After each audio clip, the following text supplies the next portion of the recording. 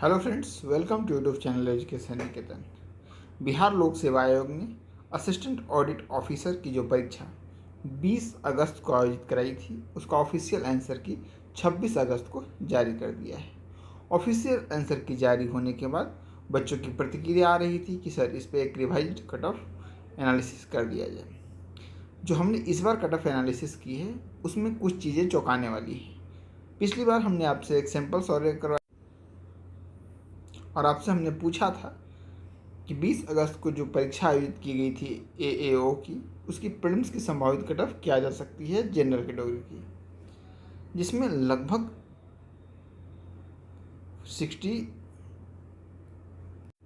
73% छात्रों ने कहा कि कट ऑफ 95 से ऊपर जा सकता है।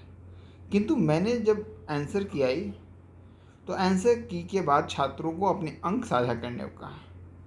तो जो छात्रों ने अपने कैटेगरी के साथ अंक साझा किए हैं, लगभग 150 छात्रों ने अंक साझा किए हैं अपने, उसमें और इसमें कोई समानता नहीं दिखी।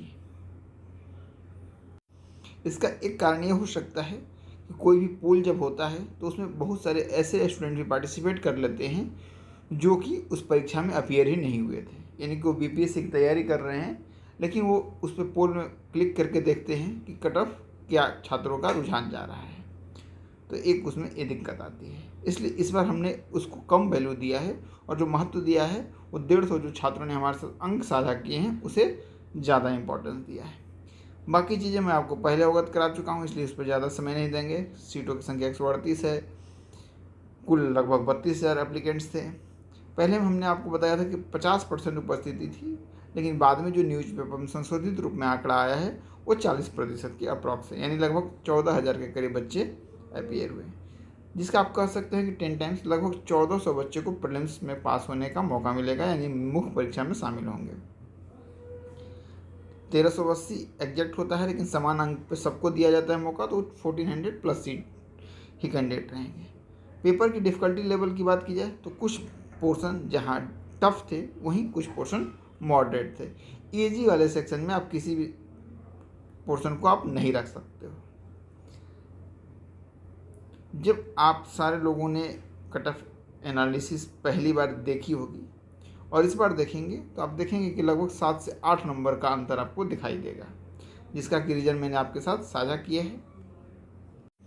एक चीज़ और बता दूं कि अगर आपको किसी प्रश्न पे जो ऑफिशियल आंसर किया है उसके आंसर पर आपत्ति हो और आप ऑब्जेक्शन लगाना चाहते हैं तो आप इस नंबर पर आपका जो प्रश्न है उसे भेज सकते हैं, ताकि जो सारे बच्चे हैं उनकी अगर जो ऑब्जेक्शंस हैं वो हम आपके साथ साझा कर दें, ताकि और भी कोई अगर लगाना चाहे तो ऑब्जेक्शन लगा सकता है। उसकी एक मैं अलग से आपके लिए वीडियो बना दूंगा। तो आप लोगों को जिस भी प्रश्न पर आपत्ति हो, प्रूफ के साथ क्वेश्चन नंबर, कौन सा सीरीज है और प्रूफ में कोशिश कीजिएगा एनसीईआरटी हो, गवर्नमेंट की वेबसाइट हो, या कोई बेसिक बुक हो जैसे इम्तियाज़ अहमद हिस्ट्री के लिए स्पेक्ट्रम या इस तरह की किताबें हों। लूसेंट या क्राउन इस तरह के वन लाइनर्स बुक नहीं चाहिए। कट ऑफ की बात की जाए तो कट ऑफ आपको स्क्रीन पर दिख ही रहा है। जनरल कैटेगरी 85 के अप्रॉक्स, फीमेल का कट ऑफ उसी तरीके से आपको नीचे दिखाई दे रहा होगा, रेड से मैं सर्किल कर दे रहा हूँ। एसटी की कट ऑफ आपको ज़्यादा दिखाई दे रही हो, क्योंकि पिछली बार मैंने आपको जो सीट था उसका भी डिवीजन दिखाया था कि 138 सीट जो है वो कैसे कैटेगरी वाइज डिवाइड है। उसमें एसटी के लिए मात्र एक सीट है, तो एसटी का कट ऑफ इससे भी अधिक जा सकता है, इससे मैं इनकार नहीं करता हूँ। 81 ईडब्ल्यूएस, ओबीसी 83, ईबीसी 75, एससी 70 और एसटी 72। इसी अनुसार से आप कैटेगरी वाइज फीमेल के भी कट ऑफ को देख सकते हैं। अगर ऊपर बताए गए रेंज में आपके अंक आ रहे हैं ऑफिशियल आंसर की से मैच करने के बाद, तो आप 67 की बीपीएससी की तैयारी तो करें ही करें प्रीलिम्स की, साथ साथ आंसर राइटिंग भी करते रहें, क्योंकि मेरा मानना है कि जो बीपीएससी प्रीलिम्स देने जा रहे हैं और जो असिस्टेंट ऑडिट ऑफिसर की मुख्य परीक्षा में शामिल होंगे उसमें बहुत सारे बच्चे कॉमन होंगे। तो आप जब उत्तर लेखन का प्रयास जारी रखेंगे तो आपके लिए 67 मुख्य परीक्षा के लिए भी वो मददगार होगा।